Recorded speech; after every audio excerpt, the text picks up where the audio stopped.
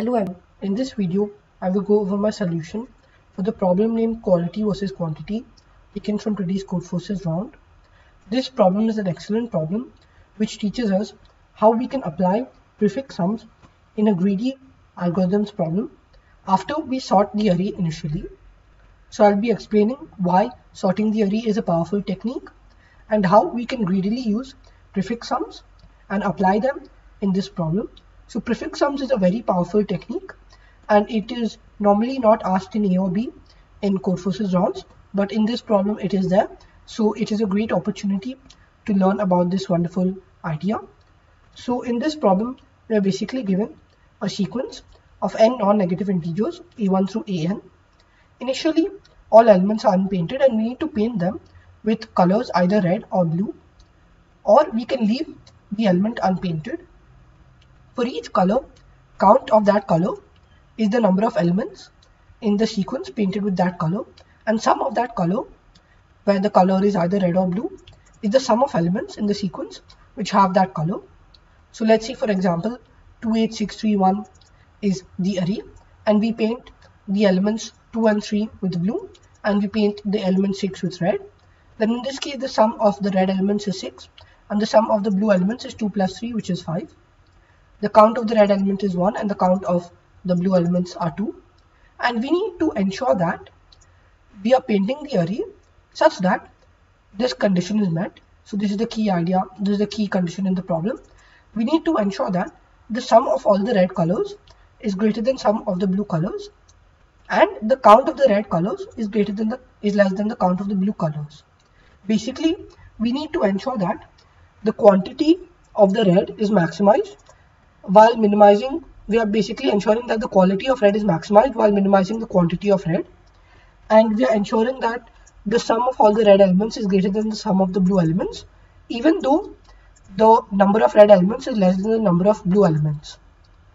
So the key idea from this condition itself is that in order to maximize the sum of the red elements while minimizing the number of red elements, in order to maximize the quantity, in order to maximize the quality while minimizing the quantity, we need to ensure that we are choosing the largest elements to be red elements. So this is the first key idea, which is the red elements should be the largest elements. And the second key idea, which follows almost directly from the first key idea, is that we are minimizing the quality of the blue elements while maximizing the quantity, and that's why the blue elements should be the smallest elements. And a good way to understand this, or a good way to look at this, is to sort the array. If we sort the array, after sorting the array, the blue elements correspond to, if we choose I blue elements, then they correspond to the indices 1 to I, and if we choose let's say we choose the last G elements in the red array, then they correspond to something like this, n minus G plus 1 to n. And what basically this means is that we are sorting the array first, then in the sorted array the blue elements correspond to the smallest elements in the array. So if we have chosen I blue elements, we need to ensure that the I blue elements are as small as possible, and the reason why we do this is because we need to minimize their sum while maximizing their quantity, and we are trying to maximize the sum of the red elements. That's why we are choosing the last G elements to be the red elements, and you can verify that the number of these elements is equal to G elements. You can see a few examples of G to verify that this range is correct, and obviously this range is correct because these are I elements. Now the condition which needs to be satisfied is that we need the sum of the blue elements, which is the sum in this range. So sum of 1 to I represents the sum of the elements in this range. We need this to be strictly less than the sum of the red elements, which is the sum of the elements in this range. And we also need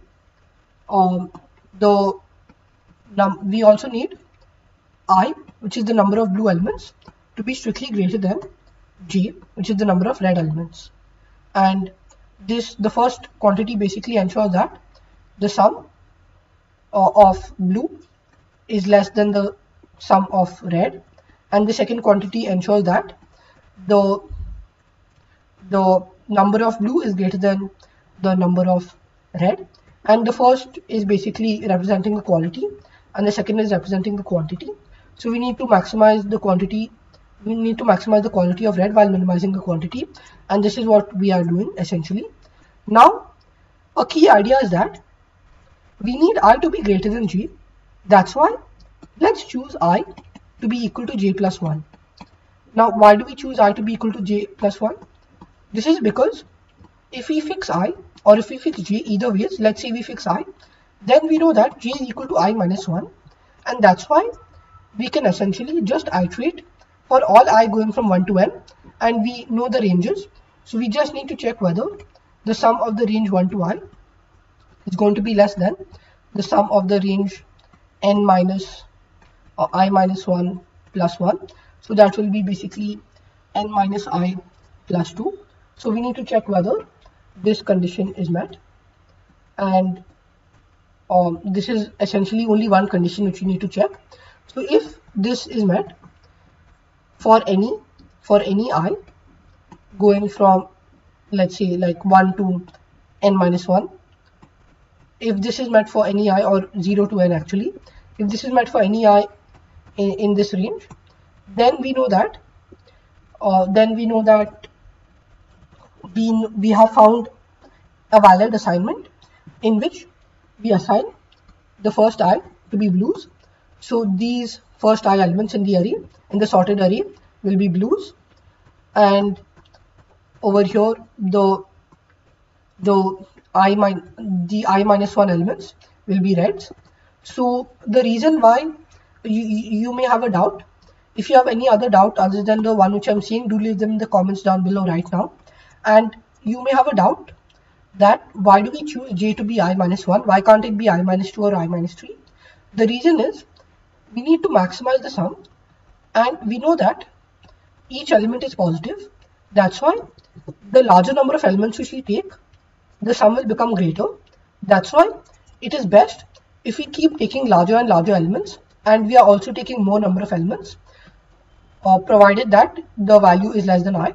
That's why we choose j to be I minus 1, because we know that we are choosing, by choosing more elements, we are not decreasing the sum, we are only increasing the sum. That's why it is optimal to choose more number of elements, and in this case we need the number of elements to be less than I.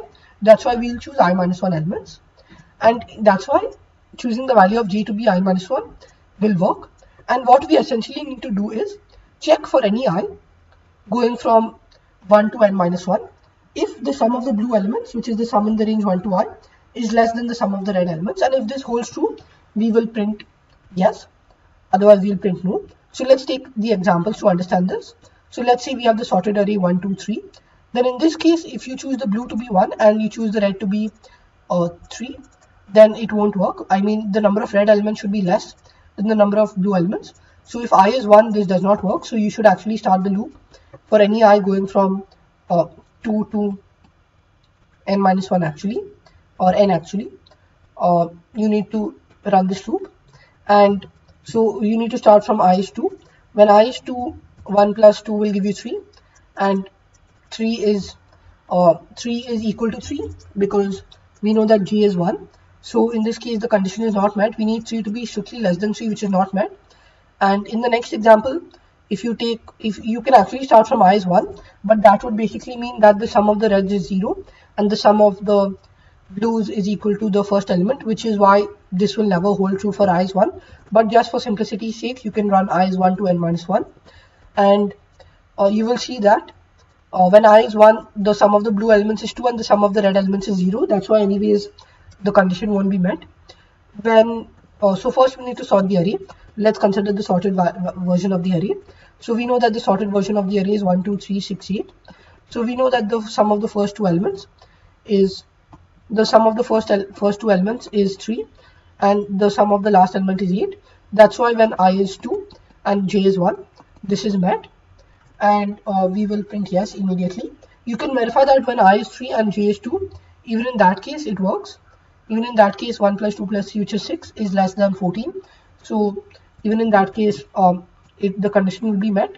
So either of these two assignments is possible, but we will break whenever we get a valid assignment. That's why we will just take the case when I is 2 and j is 1. In the next example where we have the sorted array 2, 3, 4, 5. So in this case we can take the element 2 and 0, but that will not work. 2 is less than 0. 2 is less than or equal to 0. I mean 2 is greater than or equal to 0, so it won't work. When 2 plus 3 is 5, 5 is greater than or equal to 5.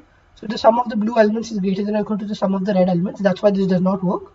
We need the sum of the blue elements to be strictly less than the sum of the red elements. This does not work. And when the number of blue elements becomes 3, then in this case you can see that even if you color the red elements, it does not work. So we will print no, there is no valid assignment. And in the last example also you can verify that for any I, the condition is not met. So in general, we just run this loop for all I going from 1 to n minus 1 and checking whether the sum of the blue elements is strictly less than the sum of the red elements. And if any such I is met, we will just print yes, otherwise we'll print no. Now another possible doubt which can come to your mind is that there can be some overlapping elements. What happens if there are overlapping elements? So the key idea, there are two ways to tackle this. The first thing is you can if these two ranges intersect, then you can break out of the loop, but that is not required. This will work even if you don't check for intersection of the ranges, and that is because if you consider two intersections, so if you consider I is 3 and j is 2, so in this case the blue elements are 2, 3, 4 and the red elements are 4, 5, then you will see that 4 is both a blue element and a red element. So how is that possible? So the key idea is that 4 contributes plus 4 to both the blue elements and to the red elements. That's why you can leave it unpainted and nothing will happen. So you can just ignore 4, and even if you include 4 in both the sums, it will be fine, because 2 plus 3 and 5 is getting compared at the end of the day. And even if this was some other number, let's say that this was 2, 2 and this was 5, even then if you included 4, you will realize that 2 plus 4 versus 4 plus 5, and that's why 4 and 4 anyways get cancelled on both sides, and at the end of the day you're comparing 2 plus 2 and 5. That's why it doesn't really matter whether the ranges are intersecting or not. And in a different problem, this could have been an issue, but in this problem where we are just checking for the sum of the elements and we are comparing the sum of the elements, it doesn't matter if the ranges are intersecting, and it doesn't matter if some number is colored twice, because of this argument that you're just comparing the sums, you're not numerically evaluating them, and that's why we just need to be able to efficiently compute this sum. So that's where the prefix sums idea comes in. So after we understood the solution, now in order to speed up the solution, we will realize that we need to use prefix sums. So what are prefix sums? Prefix sums are basically a new array. Let's say PS of I. PS of I is a new array which is defined as the sum of all elements from 1 to I in the original array. So let's say that the original array is E, then PS of I is the sum of all j going from 1 to I, ej. This basically means that I'll explain it with an example.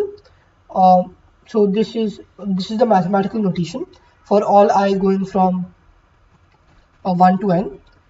We will compute PS of I to be this, and you can get that PS of I is equal to PS of I minus 1 plus AI. And what this basically means is that we are storing prefix sums. So let's consider an example. Let's say that the array is 1, 2, 6, 8. I mean the array is sorted in increasing order because we sort the array and then we compute the prefix sums. In general, you don't need to sort the array, but in this case we'll just use a sorted array because that's what we are doing in the problem also. So let's say we have the sorted array. Then the new prefix sums array would be, the first element is 1, the second element is 1 plus 2, which is 3, the third element is 1 plus 2 plus 6, which is 3 plus 6, which is 9, the third element is the sum of these 3 elements plus 8, which is 17, and the fifth element is the sum of the first 4 elements plus 10, which is 17 plus 10, which is 27. And this is basically a clever trick which you should remember. if you know dynamic programming, then this should be obvious to you. However, if you don't know dynamic programming yet, you can just view this as a clever trick to compute the sum of the first I elements efficiently. So PS of I denotes the sum of the first I elements and in the sorted array. And how does this help us? Because we first of all know that the sum of the blue elements is PS of I. Like over here in the example, we will realize that this sum is actually PS of I. This is just PS of I. And the right hand side can be computed. There are two ways to compute the right hand side, so I'm saying both the ways. One way for computing the right hand side is to compute suffix sums by basically reversing the array and computing the values in reverse order. So you can do that. However, an easier approach, like a cleaner approach, instead of using suffix sums, instead of reversing the array and doing some weird stuff like that, an easier approach is to realize that if you want to find the sum of elements in the range I to G in the prefix sums array, in the original array, then let's say I is 3 and J is 4, so you want to compute the sum of these elements. Then the key idea is that the sum of these elements is actually given by the sum of the first G elements minus the sum of the first I minus 1 elements. So that's what the sum of the range I comma G is given by. It's given by the prefix sum of G minus the prefix sum of I minus 1. And you can verify this mathematically, or you can verify it with an example that this relation holds. And basically the original problem reduces to if prefix sums of I is less than prefix sums of n minus prefix sums of G minus 1, I minus 1. So in this case you can see that the range is n minus I plus 2, so the value will be n minus I plus 1. So if this n minus I plus 1 is true, or if this is true for any I, we will just print yes. Otherwise, and we'll break out of the loop and we'll exit. Otherwise we will print no after the whole loop is over. So this is within the loop.